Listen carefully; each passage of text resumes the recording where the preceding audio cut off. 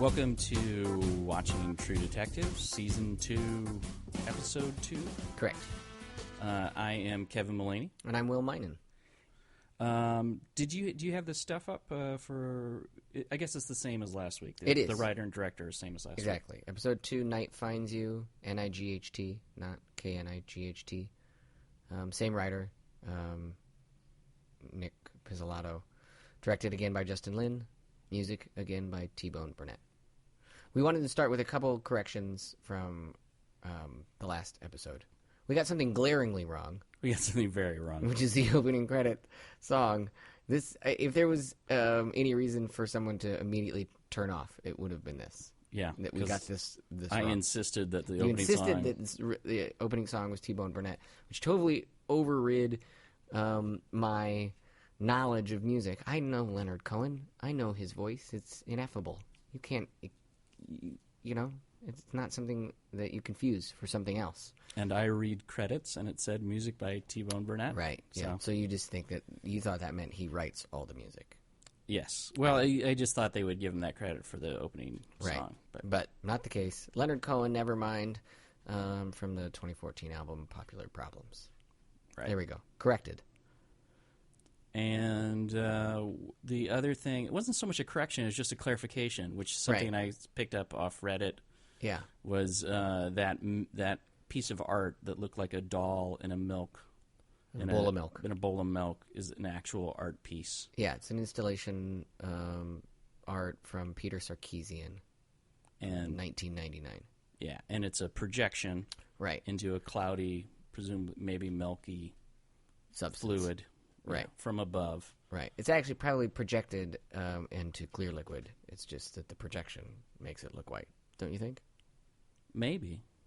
But if it was clear liquid, then wouldn't it I don't know if it would reflect back out like it'd have to be opaque. I don't know. Wouldn't that be a lot to keep up? Now, our one criticism of last... is that we didn't get to it fast enough. We didn't get fast enough. Totally, do you want to reset? No. All right. We should get to it, though. All right. Fair enough. All right, so let's talk about this episode. So this episode was, I think my expectations were sort of reset, and as far as I got an idea of what this season's going to be about, and I thought it was fine. Yeah, it was fun. Yeah, I enjoyed it. You want to just start with that opening scene? Sure. With Frank. Frank's in bed with his wife. Yeah, we were kind of hard on Vince Vaughn or at least I was. Right. Last week. Yeah. I thought he did some other stuff this week that was more interesting. For sure. And so we have him in bed at night, can't sleep, staring up at the ceiling. Yep, and there's a water stain on the ceiling. And he tells a story to his wife about this rather traumatic experience of being locked in the basement for 5 days. Right. When he was a kid. Yes. So his dad would go out drinking, and he would be locked in the basement. And in this one particular experience, he's left there for 4 days. Right. A rat bites him. So was this an effective speech for you? Did you find that this was interesting, that you learned something about this guy's character? Yeah, I guess so. I mean, that he has some emotional issues that certainly stem from his childhood. Sure. But I think that's everybody. It's just on a sliding scale of severity. Yeah, I guess so. So, how that manifests, this specific childhood trauma, we'll see. Whether there's direct then attachment to his behavior. Why this anecdote, I'm not entirely sure. It did remind me. I thought of it as Frank's Schrodinger's cat quantum mechanics thought experiment, because at some point he speculates about whether or not he's actually alive now. Right. And in fact, he perhaps he died in that basement. Yeah, I didn't. I saw that he was expressing that. I didn't really buy it though. Well, I didn't really buy it either. But I made the connection between Schrodinger's cat. Sure, no. Is Vince Vaughn, Vince Vaughn's character, in fact, dead? And is the revelation of whether he is alive or dead, a result of observation. It's called quantum superpositions, if anybody wants to read more about Schrödinger's cat. The question is, can an atom or photon exist as a combination of multiple states corresponding to different possible outcomes? This might be very far afield. Yeah, I think it's one of those examples of maybe digging too deep into it. A little bit too much. I mean, for me, it's just he's worried. Right. You can tell he's worried, and then we find out. I mean, this ties in obviously what's going on for him in this episode. His sort of the land deal's fallen apart, and we realize he's a terrible businessman because he's liquidated all of his assets, right? Given them to somebody, Casper, who's not dead. Who's quoted him a price on the land that's $3 million higher than what the Catalyst Group would have charged him for the land. I guess so. We can get to that. Yeah. So yeah. Anyway, so that's the first. First. It's meant to be really important. It's strange because I don't care too much about Frank's character. Okay.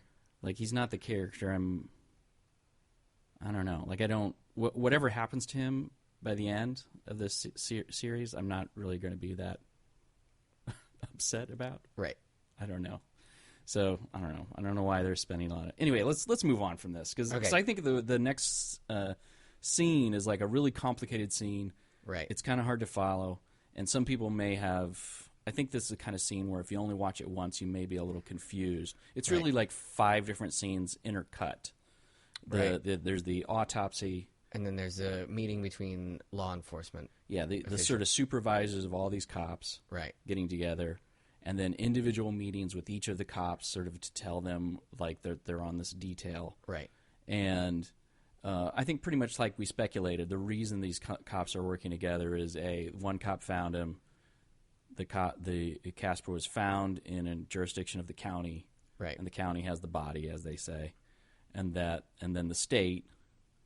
the state is involved because their cop, the Paul, found him, and then the city had started an investigation that was... The state has launched an investigation into Vinci. Yeah, they're using it as an excuse, a doorway into a bigger investigation. Right. Which they're strangely upfront about. Yeah, they are, absolutely. It is interesting how they address it later in the episode. Instead of creating a purpose-built task force for this, they just kind of throw 3 cops. They repurpose the people that are already involved, characters that are already involved. So so you've got Paul now has been assigned state's investigator by the state's attorney, right?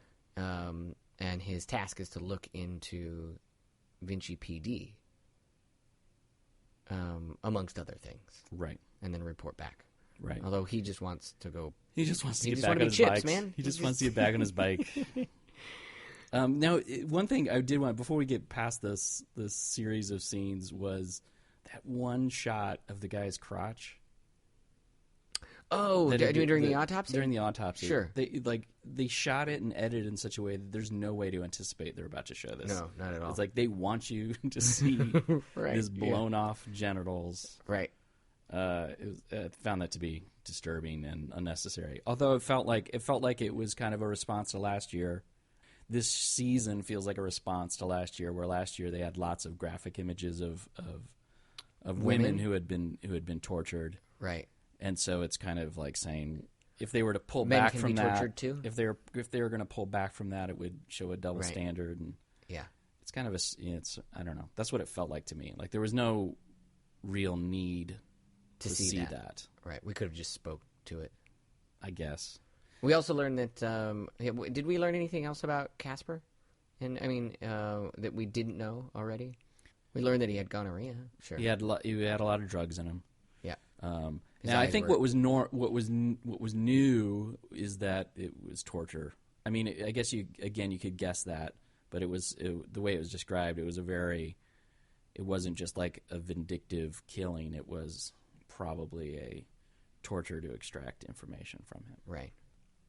What else did the other things that we learned about the Annie and Ray? So Annie is the lead on the investigation from Ventura. Right. and is also tasked with looking into Vinci by the state's attorney. And then Ray just continues to play the part that he's been playing to date, but is asked by the mayor essentially to inform as to the progress of the investigation. Right. And accept the dualities that must be accepted. Now, one thing thought was nice about that scene with Ray, where he's talking to his superiors about the investigation, was essentially Ray looked confused to me, in the same way that I was kind of confused as what they're giving him a lot of information about this, and he at the very end he has to ask this very basic question, like, "Am I supposed to solve this?" Right. Which is a great question at the end. So even on the most basic level of this investigation, he's confused. Yeah. And I think, we're in that same position. Like, there's no obvious... Like, the obvious villain of the show would be Frank, I guess. Sure. But he obviously did not... Kill Casper. So he's not... He didn't kill Casper. Of the characters we've seen so far, I would guess the only one who's a possible murderer is the mayor. Yeah. Which seemed to be something we learned this...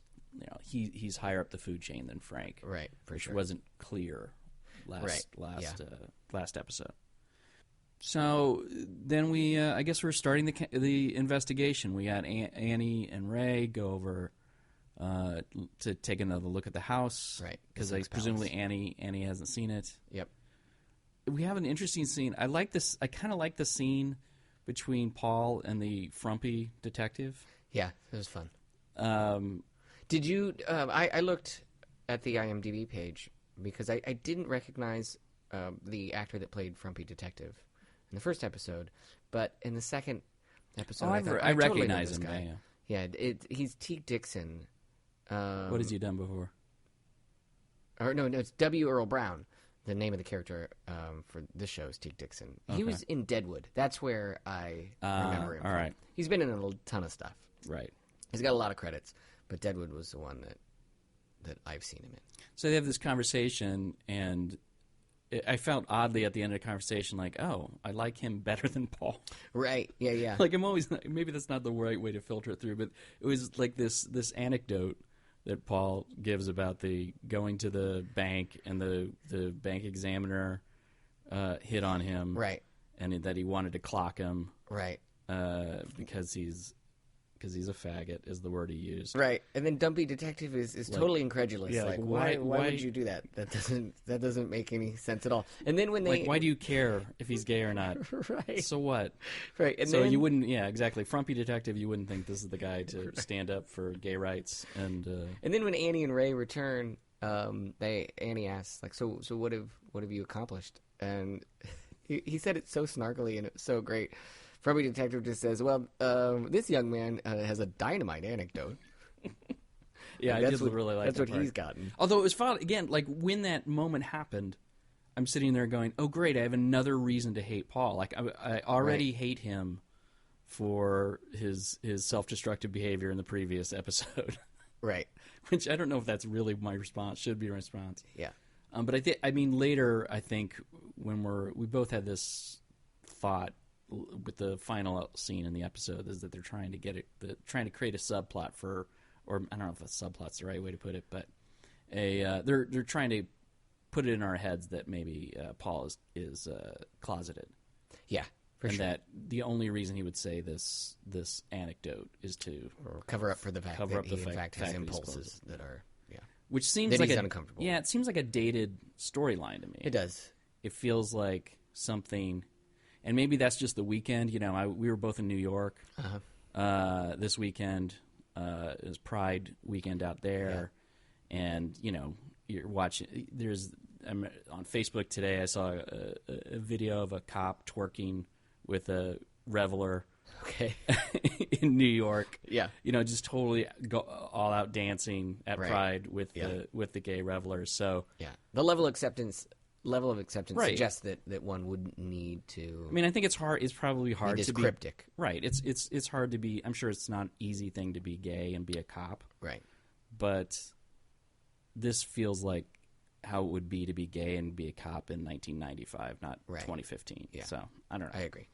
Sort of a strange storyline for Paul, if that's what they're getting at. I really loved the interaction between Annie and Ray in the car. I think on the way to Casper's house. Was he there on the way there or on? Oh, when she was smoking the e-cigarette. Yeah. Just Ray's commentary on the e-cigarette. Sure. It was hilarious. That he tried it and it felt like it was smoking him, and he was too close to sucking a robot's dick. Ray's all over the board for me. Sometimes he's really hilarious, and then he's a total sociopath. Right. I don't think he's a sociopath. When he beats the shit out of the dad? No, that's... But you think he's just desperate? He needs... A sociopath sad? Would not need to get drunk to do that. Yeah, that's true. You're right. Okay. I mean, I'm sensitive. I don't know. I read a bunch of books on sociopaths Fair enough. A couple of years ago, and people throw that word around. Right. And he's obviously... He's a deeply messed up person. Right. He has horrible anger issues. He's a drunk. Right. But he is experiencing guilt. But he feels remorse. Right. He feels empathy towards people. Sure. He can't do those things without getting messed up drunk on purpose. Like, he knows that about himself. Right. I take it all back. So, yeah, he's not a sociopath, right? Right. Clinically or casually, even. The casual sociopath. Oh, I feel like there's... Oh, I know what's one thing that we maybe have already skipped over. Paul and his mom? Paul and his mom. Now, how sure are you that woman is actually his mom? Not very. I don't know. Because when he called her his mom... She said, let's not do it this. was almost like it's a role play. Like she pretends to be his mom. Yeah. Or that she is his dad's girlfriend or wife. Right. It's his stepmom. Maybe it's stepmom. I'm thinking it's stepmom. And that they have kind of an uncomfortable and strange relationship. Yeah, I don't know if it's straight up incestuous, but it's like she has an almost romantic, I would say, attachment to him. Right. Yeah. Is the way that she talks to him and encourages him to... Like, she wants him to, stick around and have a date with her. Right, yeah.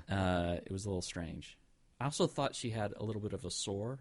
Yeah, I didn't know if her lipstick or sore. over the top of her lip. You saw the same thing? Yeah, I did. I also loved it when she said, "You've got hound's blood just like your daddy." She's a sexy, sexy stepmom. Paulie should get on that. Right, and then does Paul go into his room and smoke a joint? Is that what happens? I guess. Pulls out all his old records. and then goes and breaks up with his girlfriend. Yeah. Yep. Should we follow Paul through the rest of the episode? Yeah, because Paul's he's kind of irrelevant for in terms of the main plot line. Right. He introduces the idea of the money that is a clue. He uncovered the $4,000 each month that the guy takes out, presumably to party with hookers once a month. Yeah. I thought those circled days on the calendar were a little over the top. Right. Sort of like, this is an important clue. It's the only thing in red on this calendar. And it's a circle of a blank date with nothing in it. It's very sort of, I don't know. Obvious? It's a little obvious, especially when it corresponds with the money so quickly. Like, they figure out, like, oh, it must have to do with the money. Right. Anyway. But I guess that leads us to... So that's really his contribution to the investigation. Right. And then we find out a little bit more about his backstory with his interaction with what we believe to be his stepmom, the breakup with the girlfriend. Right. Which we get another reference to Black Mountain. Right. And that he doesn't talk about the desert. Mm-hmm. I don't know if it's just the specific desert in which he worked with Black Mountain or all deserts. I think he's talking about Desert Storm. Moratorium on all deserts. I think he's talking about Desert... You don't think that... not Desert Storm. That was the first war. No, the 90s. Right. But he's talking about the desert being the Iraqi. But do you think if something bad happened in like Tucson, they'd be like, I'm not talking about that either? Maybe. I don't know. I don't think that's it. I think we're pretty much talking about Iraq there. Okay. Well, I mean, what I really want to talk about, though, is that final scene with him, Sure. where he's apparently... I guess Vinci is far enough away from where Annie and Paul normally live that they have to get hotel rooms in order to be on this detail. Right, yeah. So it looks like Annie's in a hotel he says he's room. going south of L.A. Yeah. So maybe Vinci is like on the southern edge of L.A. In any case, he's up in his hotel room looking down. There's some revelers, which are sort of reminiscent of like a pride parade, although we don't, just a handful of them. Costumed, a little bit of rainbow thrown in there. Right. Some two guys in angel costumes. Yeah. And then a car pulls up. A young man gets out. He's got cash that he's counting. The implication is he's a rent boy. Yes. He's a term you did not know. I did not know until we were talking about that earlier. Right, meaning he had sex for money with another man. Exactly, that he was a prostitute, and Paul is getting drunk and watching this, and I don't really. I mean, I'm putting this together with the trailer for the season. There's some scene where he goes and punches somebody, and then immediately feels like terrible about it. Okay. In the sort of trailer. Yeah. Well, we also talked about in episode 1 he takes Viagra in order to have sex with his girlfriend, which initially I attributed to the fact that he has PTSD and just is having some sexual dysfunction. Which is a common symptom of PTSD. Absolutely. Which is very possible. As is self-destructive behavior, right. i.e. driving a motorcycle in the middle of the night with your headlight off. Right. But now I'm sort of looking at that scene with a different filter. Like he's partly dysfunctional with her, possibly because he's not really attracted to her. Correct. Yeah, I agree. In any case, I don't really know where that's going. I'm not really excited about. I don't know how that could weave into it, except that we're plays into the larger theme that these characters all have very dysfunctional lives, romantic and sexual connections with with the world. Sure. Ironically, the person with the presumably best relationship is Frank. Right. Yeah. His relationship with his wife seems quite good and supportive. Yes, actually, it does seem very good, and they're connected. Yeah. But all the cops are screwed up. Right. Let's talk about Annie, and I think we can weave Ray in there to some extent as well, because they have a number of scenes together. Okay. We talked a little bit about their trip to Casper's Sex Palace. Right. They go together to meet with the mayor of Vinci as well, whose name is Austin Chisani. And I guess they're talking to the mayor about the last time the mayor saw Casper. Which was at a party a few weeks prior. Right. And he apparently was with a woman named Tasha, who they didn't really want to talk about. Right. The mayor was not real enthusiastic about giving any details. Correct. And clearly Annie wanted to pry further, and Ray was like, no. Yeah, we've got enough. Thank you for your time. Doing what he's supposed to be doing, which is hamstringing the investigation to some extent, or at least slowing it down. Maybe. He's not sure. Right. Well, I mean, I guess it comes back to the idea, like, does the mayor have anything to do with this? Right. And he may. I mean, he's the only person who possibly could that we know of so far. But we do learn that Vinci has 95 residents. Right. Which I found to be fascinating. Now, I wonder if that's... Vinci is a fictitious city, but I wonder if it's very clearly, mapped onto a real city. If there's a real city in Southern California that is this industrialized, that there's virtually no residents. Right. When do we see Annie again? Well, we see her in the hotel room. Is there anything in between? We get them in the car scene again. Right. That's a really good scene, I think, by the way. Yeah. Where she drops him off at the house where he lives right next to the police department, apparently. Right. Yeah. He literally lives like 20 feet away from the police department.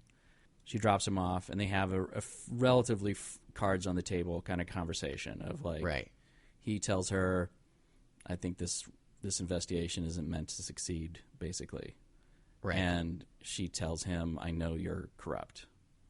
Right, exactly. And basically asks how corrupt he is, with the implication that, every cop in this world is a bit... At least marginally corrupt. At least marginally corrupt. Yeah, because she's not surprised or horrified by it. Right. She doesn't seem to be terribly upset about it. She just wants to know where she stands. Where she stands, exactly.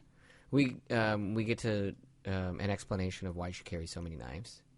Yeah, and that's actually something we missed last week. We didn't talk about, and it was something when I was like tooling around the interwebs after our podcast. That was something that was talked about. Like, it was another example of the set dresser, like putting clues all over the set. Right. In her initial scene, she's got like a wall of knives. Mm-hmm. There's some books on her table that are about Japanese knife throwing arts or something, some sort of. Yeah. And then there's of course a later scene where she's shoving knives in her. She's various places. She's got at least a couple extra knives to protect herself. I want to see some knife work at this point. Well, I mean, they've talked. I mean, it's obviously Chekhov's knife at this point. she's going to be in a fight at some point, and she's going to use a knife. Right. If she doesn't, that is, the huge buzzkill. Well, it's just poor story writing. I feel like there's a lot of things that can set up and not pay off. Right. He seems to love the idea of putting way too many clues out there, not to throw you off, but to give you the simulated feeling of, well, what's important here? I'm lost. This case doesn't make any sense to me yet. Maybe unlike Ray, most cop shows where there's sort of a clear narrative even from the beginning of what's going on. Maybe Ray and Annie will be at a barbecue and somebody will say something like, this steak is way tougher than I thought it was going to be. And she'll carve and she'll pull out one of her knives. Maybe it'll be only used for practical purposes. Like somebody's trying to get the top off a Coke can for a spitter for chew. I get just all of these scenarios in which maybe somebody wants to shotgun a beer. Mm-hmm. Somebody wants to shotgun a beer, right? And you need a knife for that to do it correctly.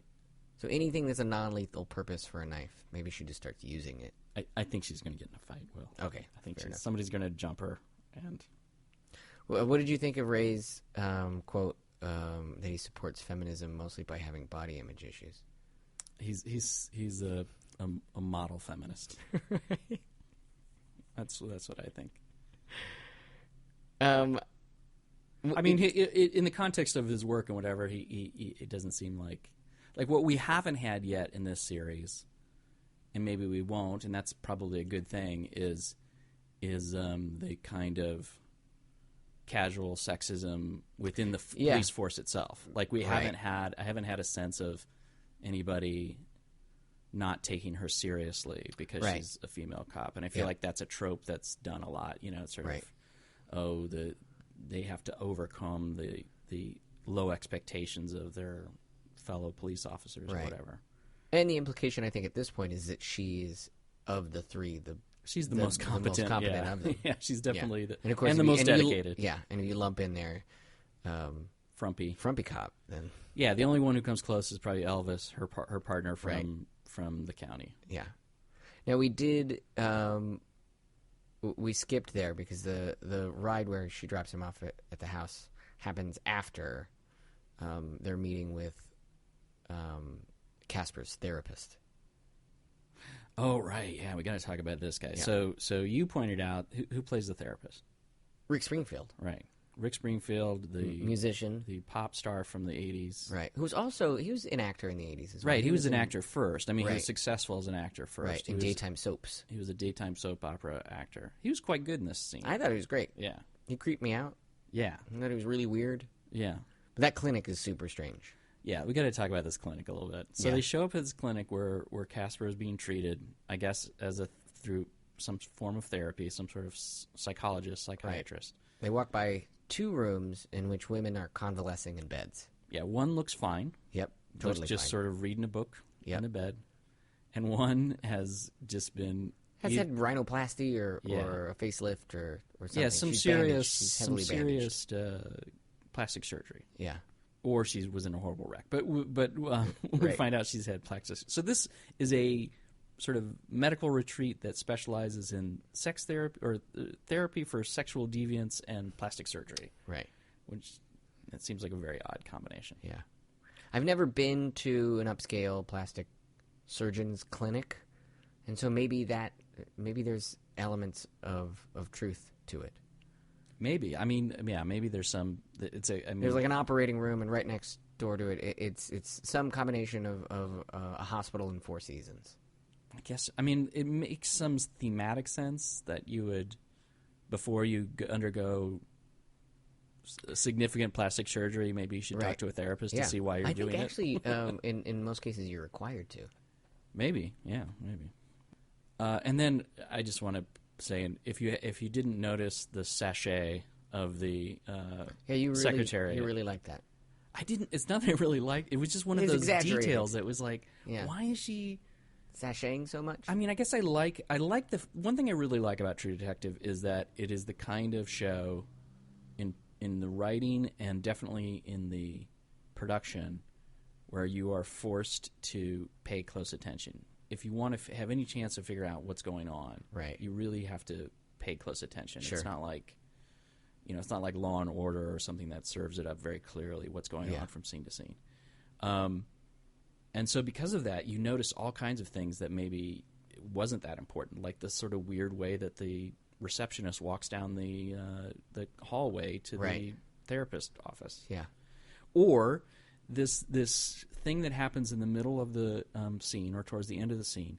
They're talking about Casper. Right. The therapist is referring. They ask basically, was he an aggressive, dominant kind of? What creep? level of sexual deviant? Yeah. What kind of deviance was he into? And he makes it clear that he wasn't. He wasn't like a dominant or a sadist. Right. Yeah. And the word he's searching for a word, and then he says he was more passive. Right. Then you see a reaction shot of Annie. Yep. Annie sort of looks over at something. Looks like she's looking at something at the desk. Then you see a weird insert of an object on the desk, which is basically a rock. Yeah. And a geode. A geode. I think it's a geode. And then. And just the way it's shot and edited, it's like, this is a really important rock on the table. Right, yeah. Or it's symbolic of something. Right. I mean, it looked vaginal to me. That's what basically, and so I was putting that association with passive or I don't know what I'm supposed to take away with it. Right. Anyway, I find it enjoyable to a certain extent that looking for those things, but so I think so many of them are just irrelevant, really. Yeah. I'm making something up based on something that isn't there. Right. The other things that are of interest during that scene, I think we find out that Casper is really not, as far as deviants go, it doesn't seem all that terrible to me. Well, he's not. He doesn't seem dangerous. Right. Well, I mean, no one involved was a minor, so it seems. He wanted to watch. We're going through our ethics of sex work. Right. Yeah. Checklist. Right. Exactly. No minors were involved. Right. He's not directly inflicting pain on anyone. He's not directly inflicting pain. Everything seems on the up and up. A little bit odd, perhaps, but other than that, spends too much money doing it. Yeah, absolutely, and his guilt and feels a tremendous amount of guilt and shame for needing to have those experiences. Yeah, and then we learn that Annie, her father, knows Rick Springfield, not from his days as a musician, and his days as a therapist. Yeah, there's a connection there. He recognizes her name. Right. So, and it was creepy. It was a little creepy the way he remembered, because I feel like he was like, "Oh, you're not his daughter," and in my mind, he's thinking of Athena, right, who was working as a cam girl. Mm-hmm. I don't know. There was something creepy about that to me. Oh, you know what? There's two, I think, really good scenes that stand alone in interesting ways that we haven't talked about, and that is Frank's hit and run, not hit and run, but where he gets the guys to hit some guy's car. Yeah. Okay. And then should talk about that. Rough him up. Sure. Rough him up, and then the scene where Ray talks to his ex-wife. Yeah. That's a great scene, I think. Right. Let's finish up with Annie real quick, and then we'll go back to those. Right. I thought we were about done with her. Well, I mean, the only other thing we see with Annie is her in what we believe to be her hotel room. Oh, yeah. Doing some research online. Mm-hmm. I imagine to figure out where Casper was getting some of his entertainment. Yeah, trying to figure out maybe like perusing different escort sites. Right, exactly. Yeah. And there's you pointed it out, the scoring over the top of this is really ominous. Right. And she's just doing some research. Right. And then she clicks on a watches video link. Yeah, she she's just watches presumably like a little bit of porn. A little bit of porn. Yeah, again, it's doing that thing which I really dislike, where they take relatively innocuous, everyday, or not so depraved kinds of forms of sexuality, and then make it sinister. Yeah, right. You know, she's established that she's a little kinky. Sure. And it's not unusual for women to look at porn. Right. So, and she has an excuse. I mean, she is doing some sort of investigation here. I mean, yeah. So it's just weird that they try to make it sort of weird and like this is about her inability to connect or right. Yeah. Or it's about her sexual problems or something. I don't know. Right. That's what the score is trying to suggest. It seems like, and I feel like it's a little bit overdone. Right.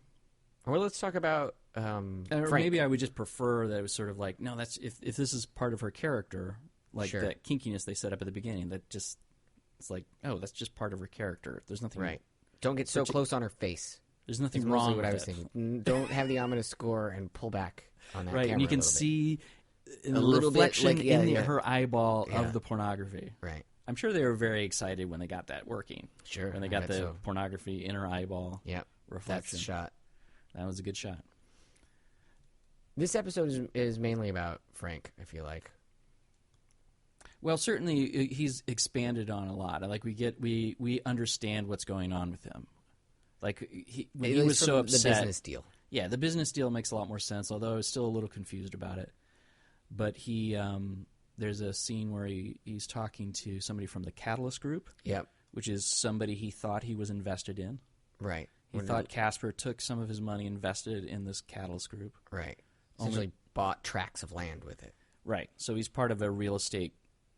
larger real estate deal. Real estate fund or something like that. And apparently Casper had not finalized this arrangement. Maybe never intended to. Sure. So we have no idea where the money is. Yeah. At this point, we don't know if the money's gone or whether it's just in a bank account or... And it's a tricky thing. Like, if it was just in a bank account and there was no paper trail to it, then the estate, like Frank, would have no recourse to get that money. Right. So, yeah, he's kind of screwed. And then we find out again, I think I already said this, like, he's a terrible businessman. This is the worst idea. Like, if you are ever going to invest money in some sort of risky project, the last thing you want to do is take every one of your actual assets,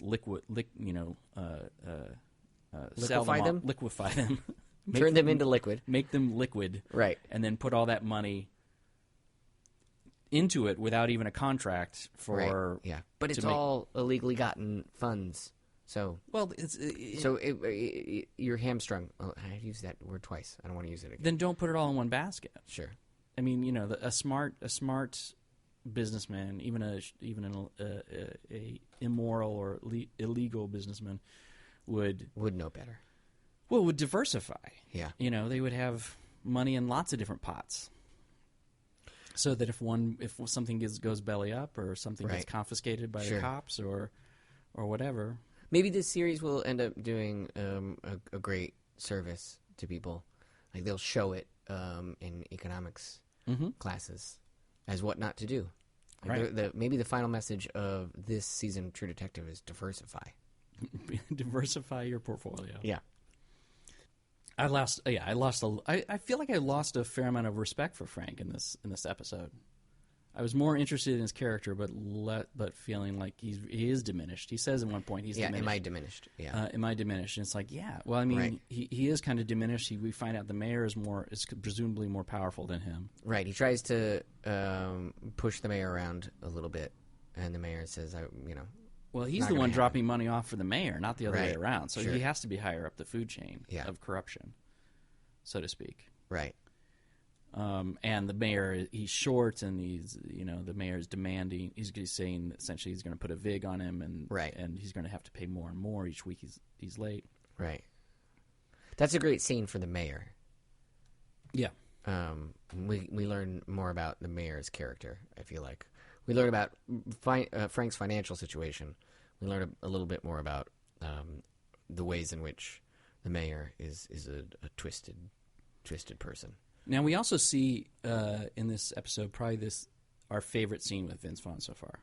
Yeah, I think we both agree this is his most interesting, fun scene. Absolutely. When some guy gets their car hit, and these two thugs get out and sort of beat up this businessman. Not horribly bad, but but they shoot him in the eyes with pepper spray, and then punch him in the stomach, and it would be terrifying. It would be awful. I'd be really upset about it.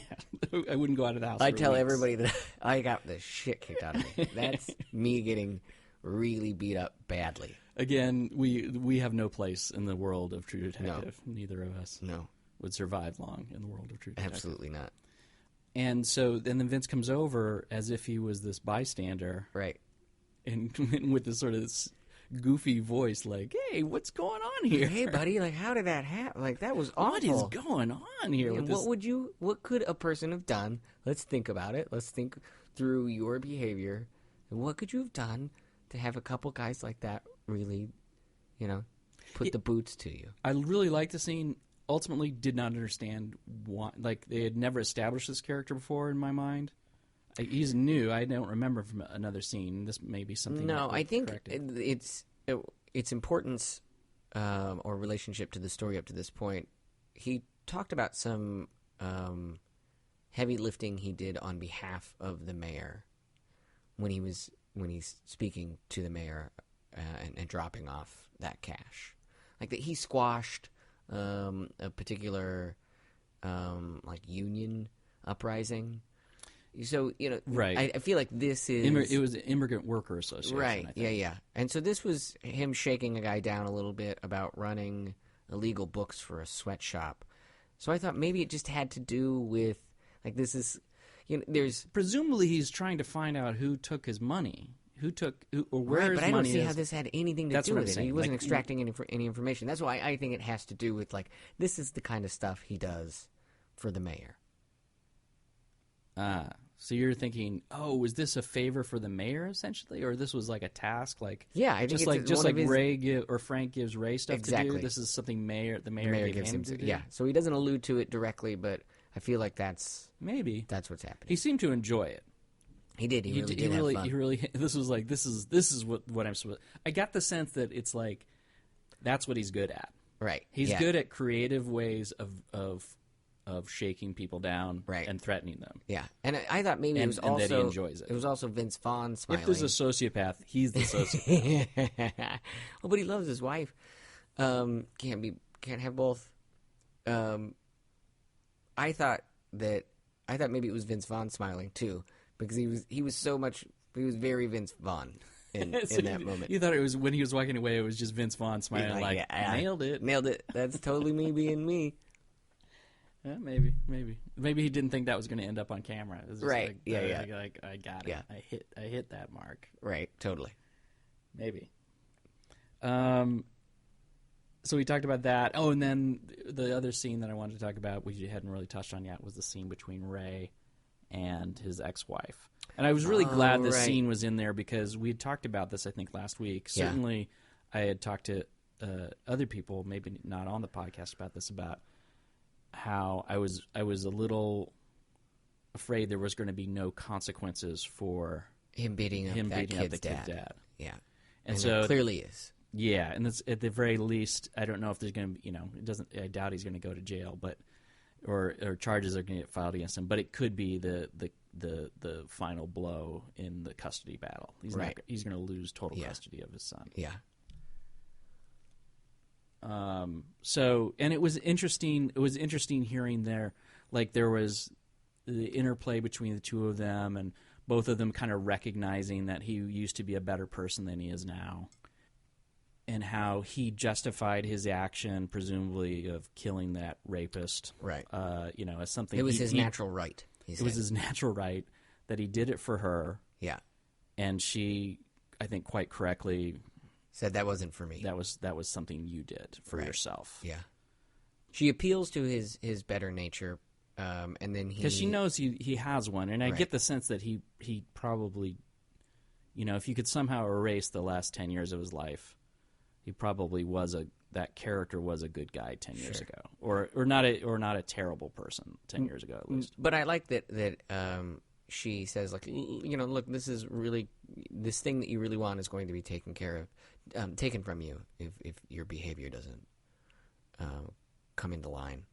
Well, I think it already is. And then his response is, "I will burn this city to the ground before that happens." Again, worst thing to say in a custody battle. I plead for you to be reasonable, and then that's his response. Right? Yeah. He doesn't. He needs a filter. I feel his character needs a filter. What part of the subconscious would that be? The id or the superego?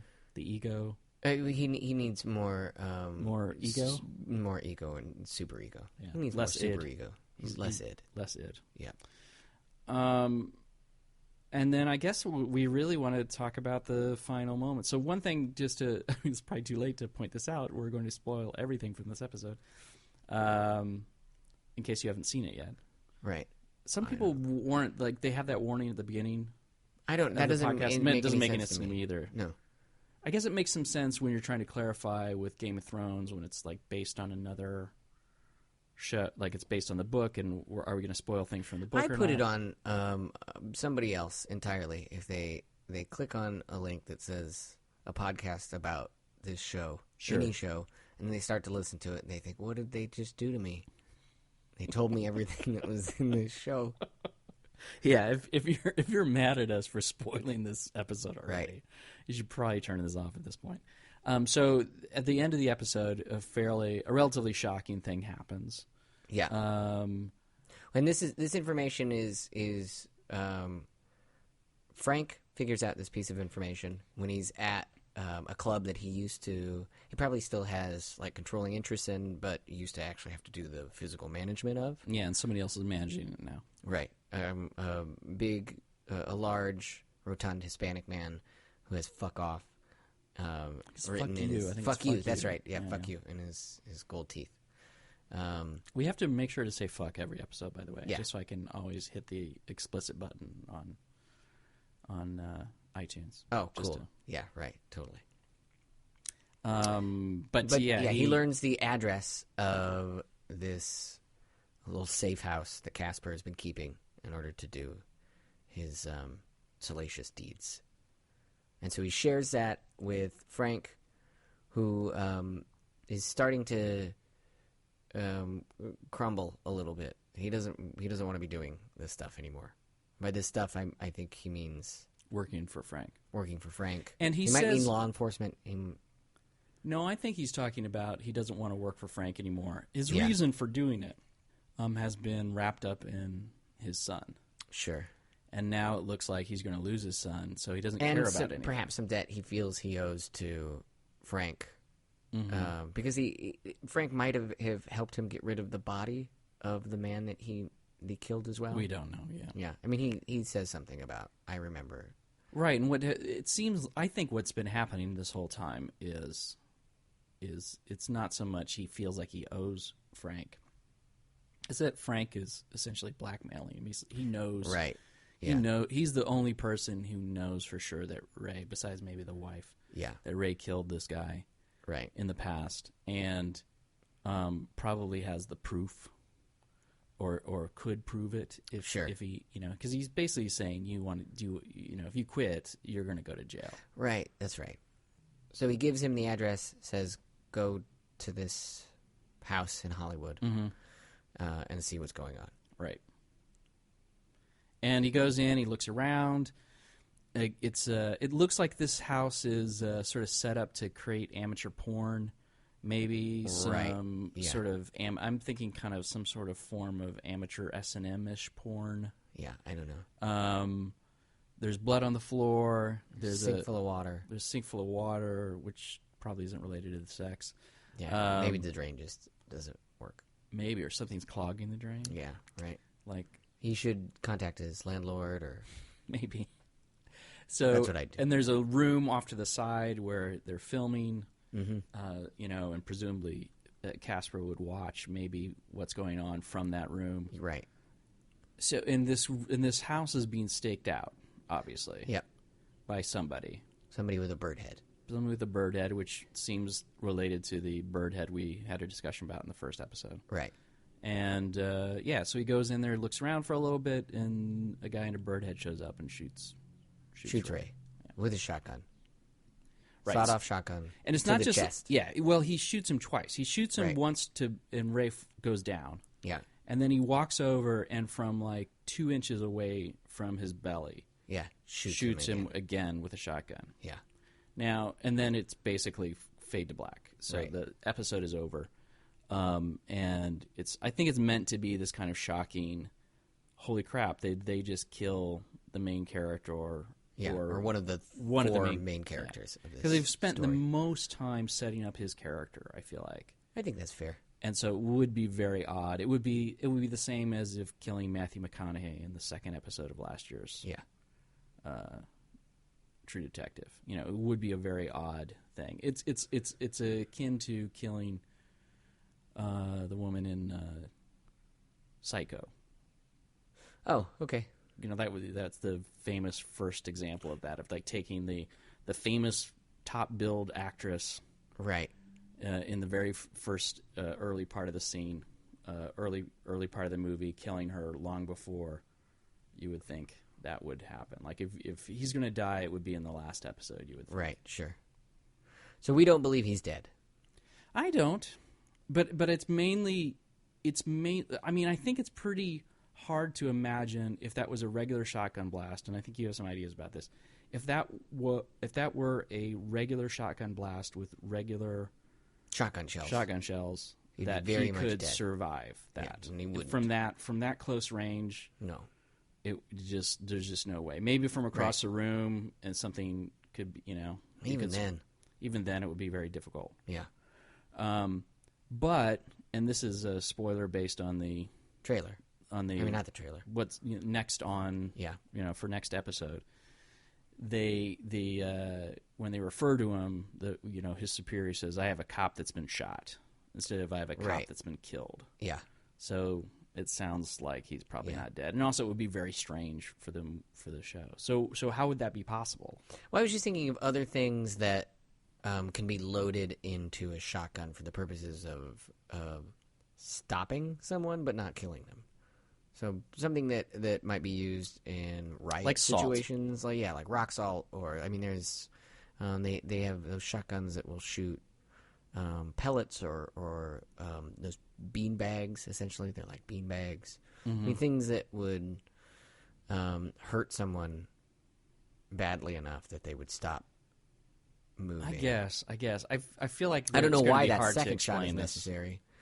Yeah, at close quarters. Well, I think presumably we're supposed to think this is the guy who killed Casper. Sure. It also, I guess, it brings up the idea. I mean, that wound that Casper had, if it was done with a shotgun, how you would do that with a shotgun using regular pellets? It feels like there would be a huge hole in your torso at that point, or your pelvis, rather than just sort of it wouldn't be that ripped controlled. off. Yeah. I don't know. So we don't know. I mean, admittedly, we don't know anything about guns or motorcycles. we are we're not the wrong people to be doing this. Yeah, that's true. Maybe we need to find somebody. We need to bring in. I don't think we know anybody. Do you know anybody like who works in law enforcement? No. Yeah, me either. Oh well, no, I mean that's a totally different guy. There's a guy who one of my students. I teach improv comedy, which you know already. I do. I knew that wasn't for me. I know that was for the listeners. And one of my students is I believe he's in the National Guard, and he served in Iraq, or maybe Afghanistan. I don't know. He definitely had a tour of duty overseas in the last few years, a few years ago. I don't know if he would be a good analyst for some of this stuff. Maybe. He could tell us at least whether we don't talk about the desert, if that's like a thing that's said. Would there's no desert in Afghanistan, is there? I don't know. It's all like, and I don't know what mountains. The ecosystem is. Yeah. So is there anything else you want to cover? Was there anything we were supposed to be saving for the end? Something we needed to talk about at the end? We didn't. There's no theme song unless you're gonna. I'll work on it. You're still working on it. Yeah. Maybe by the episode 8, we'll have a theme song. Yeah. How does that sound? Okay. That's something to look forward to. Stick with us to episode 8, and we may have a theme song. A version of my version of Watching the Detectives by Elvis Costello. We talked a little bit about the role that the interim shots are playing, and just a lot of LA Expressway. Oh, right. Yeah, we both feel like, I mean, all those shots of the freeway. As somebody who doesn't live out there, I mean, we live in Chicago, right? And there's an awful lot of roads and a lot of freeways, and I'm sure there are probably some areas, if you have an overhead shot where 94 crosses 55, it's going to look pretty insane as well. Yeah, but like a snake eating its own tail. Yeah, it just looks absurd. But there were shots like that in the season 1 too, and that was in, where was that set? Louisiana or Mississippi or something? I don't know where it was set. I don't know. But obviously, there's a bit of an obsession with. Sure. Maybe it's another thing where this will be used for traffic engineers. Maybe at some point to talk about, like, hey, we have a real problem here. There's too many cars. There's too many cars. All right, here now. Let's do the final comments. So predictions, maybe you want to talk about predictions? Yeah, okay. Speculation about what's going on here. Yeah, I have no idea what's going on. My prediction is that slowly all will be revealed. I don't know. Yeah. Well, I think it was interesting the way season 1 was revealed. It wasn't all that complicated. Yeah, right. And it wasn't necessarily the Yellow King wasn't necessarily one of the characters we really already knew. Sure. You know, it was just kind of somebody out there. Right. And I think that's what. And do you think that speaks to the writer's feelings about the reality of police work or detective work? That it seems incredibly complicated while you're going through it because you're attempting to put the pieces together of what reality is. And so everything presumably can be significant, every detail. And of course, along that journey, only a few things were significant. And there's some Occam's razor component too, and the most logical explanation was, in fact, correct. Yeah, I think it also sort of speaks to the idea of, like, true life doesn't have stories that tie up neatly in nice little bows. You think, the person you think who did it, right? If there's a very obvious suspect, yeah, it's usually that person, right? And if there's no obvious no obvious suspect, it's very rarely some twist and you find out it was the cop all along. Right. Yeah. Like there are people who thought Woody or Sure, McConaughey was in fact the Yellow King. Was the Yellow King. Like these crazy theories. Right. Yeah, I don't think there's going to be some crazy theory that plays out. I think we're for me, the speculation is just kind of like, well, if there's anybody involved, again, I think it's the mayor who's pulling the strings here. Here's a prediction. Episode 3, we're going to see some knife work. You think the knives are going to come out? I think Annie's going to start bringing out the knives in episode 3. I think that's an episode like 6 or 7 thing. It may even be the final episode because, again, with last year's, to just compare it to season 1 again. Right. It was a pretty brutal final episode. The gunplay, and everything that happened with it. It's going to build tension? Yeah, I think that when they finally apprehend somebody, and it may not be till the final episode, that is going to be a... I think she's going to quite a get knife it like fight. a piece of popcorn stuck in her teeth, and there's not going to be floss anywhere available. And so she's going to take one of the smaller knives. Right. And just extract that piece of kernel. I'm going to go out on a limb and say Paul's character is supposed to be gay. Yeah. And very troubled about it. Right. And that's about it. And that I think Ray is going to survive till the end of the season. I think so, too. I think it would be quite a waste. All right. Good job on those predictions. Thank you. Yeah. Good job, Kevin. Good job, Will. That seemed insincere. It really did, didn't it? Yeah, it was so natural, the first one. Yeah, right? Oh. Maybe we'll never be able to recreate that magic in episode 1. Okay. You can try, though. Mm-hmm. All right, well, bye. Bye, everybody. Good job, Will. Good job, Kevin. Any better? I think it was a little better. All right.